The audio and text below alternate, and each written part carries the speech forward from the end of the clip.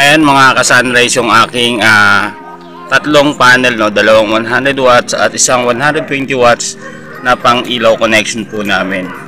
Ayan, so ang kaya po niyan mga ka-sunrise is, tara baba po tayo. Ayan, nakababa na tayo. Ayan, naka-ready na siya. Ayan, may nakasalang po tayong washing machine. Ayan, so flex lang natin mga ka-sunrise. Ayan. So ito yung ating solar setup, no. Ayan. Ayan mga ka-sunrise yung ating output. Ayan. Hindi masyadong kalaki yung setup natin, pero nakapag-washing po tayo. Isang mapagpalang umaga sa atin mga ka-sunrise. Welcome to my YouTube channel, Sunny Solar TV. So for today's video, may nag-comment po sa atin, gusto niyang malaman yung total of watt hour ng ating light connection na meron 55 ampere hour na gel type battery. So ang ginawa ko po para malaman nyo po is i-compute po natin, no? So disclaim lang, itong vlog na to guys, hindi to pang expert. Ang piniplex ko lang po sa inyo yung aking experience sa pag-solar. So pasensya na rin kasi hindi tayo magaling sa pagpapaliwanag minsan, no? Talagang medyo nagpa-practice pa po tayong magpaliwanag regarding sa solar, kahit na wala po akong kasalanan sa inyo is hindi po talaga natin forte ang magaling magsalita. So yan po yung pinapractice po natin para makapagbigay po tayo ng tips and idea regarding sa solar off-grid. So yan. So dito guys is ipapakita ko po muna yung aking light connection bago po tayo dumako sa ginawa ko na computation at pagpapaliwanag regarding sa ating solar battery or sa ating solar off-grid mga ka-sunrise.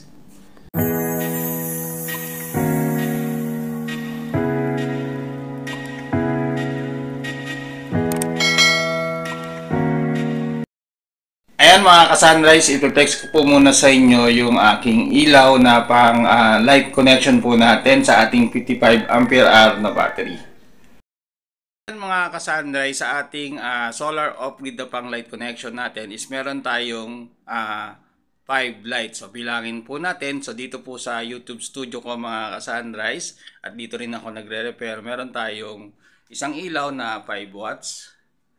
Tapos sa kwarto, ayan. So sinadya ko po siyang naka-on kasi i-off po natin siya sa breaker para malaman nyo po na legit po yung ating binablog.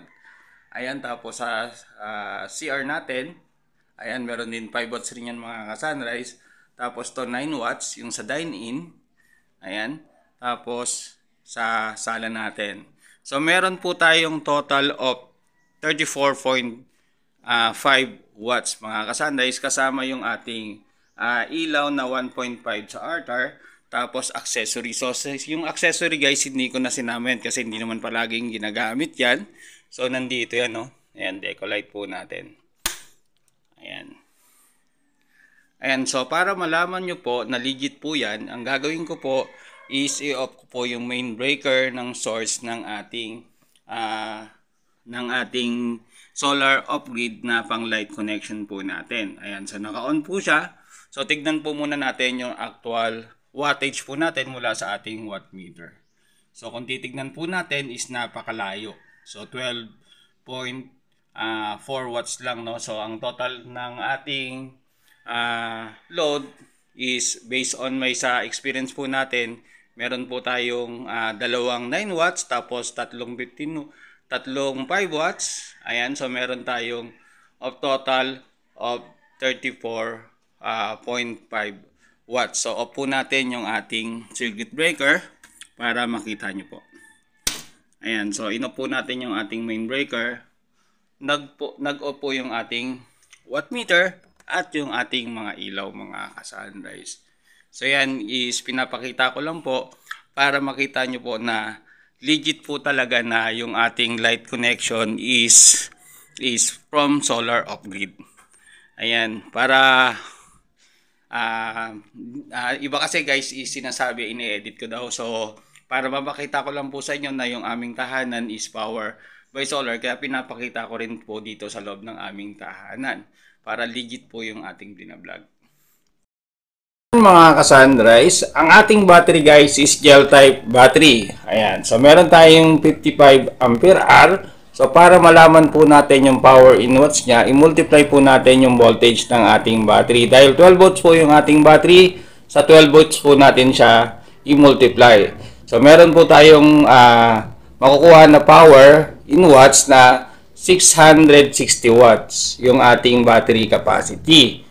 Ayan. So, ito yung ating capacity, 660 watts. I-divide po natin yan sa 2 kasi yung ating gel type guys is 50% DOD lang siya. So, meron tayong 330 watts. So, yung 50% remaining, yung 50% is consumable. Tapos, mag-minus po tayo ng plus factor. Kasi minsan maulan, minsan makulimlim. Tapos, yun po yung dahilan ng ating plus factor. So, yung 330, i-minus po natin yung 50%, meron tayong 280 watts na budget. Ayan po yung gagamitin natin para sa ating load na DC na 12 volts light. So, yung ating total of capacity ng ating load, kung gagamitin po natin to, na kukuhanin po natin yung 50%, ayan, meron tayong 34.5 watts. Pasensya na po, nabubulol pa po. Pero mas maganda, tuloy-tuloy po natin, no? Ayan. So, yung power natin in watts, 280. Tapos, i-divide po natin yung ating load. Requirement po natin na 34.5.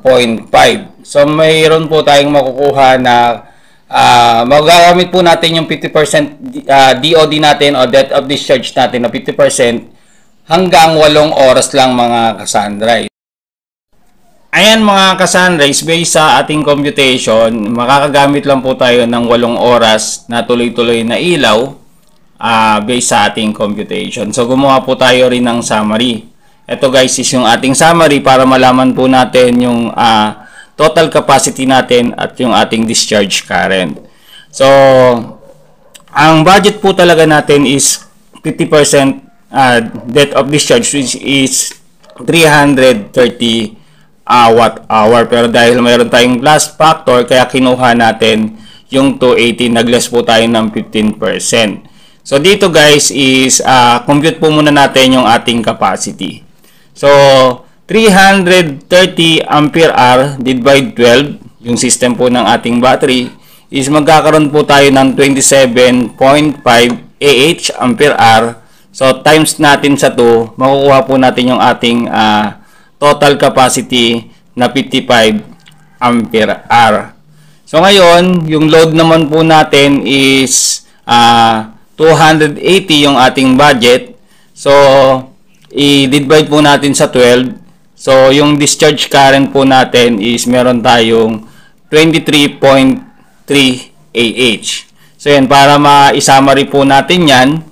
So, yung ating load, ayan, yung ating load na DC light is i-divide po natin sa 12 para malaman po natin yung ating ampere hour, no? Ayan.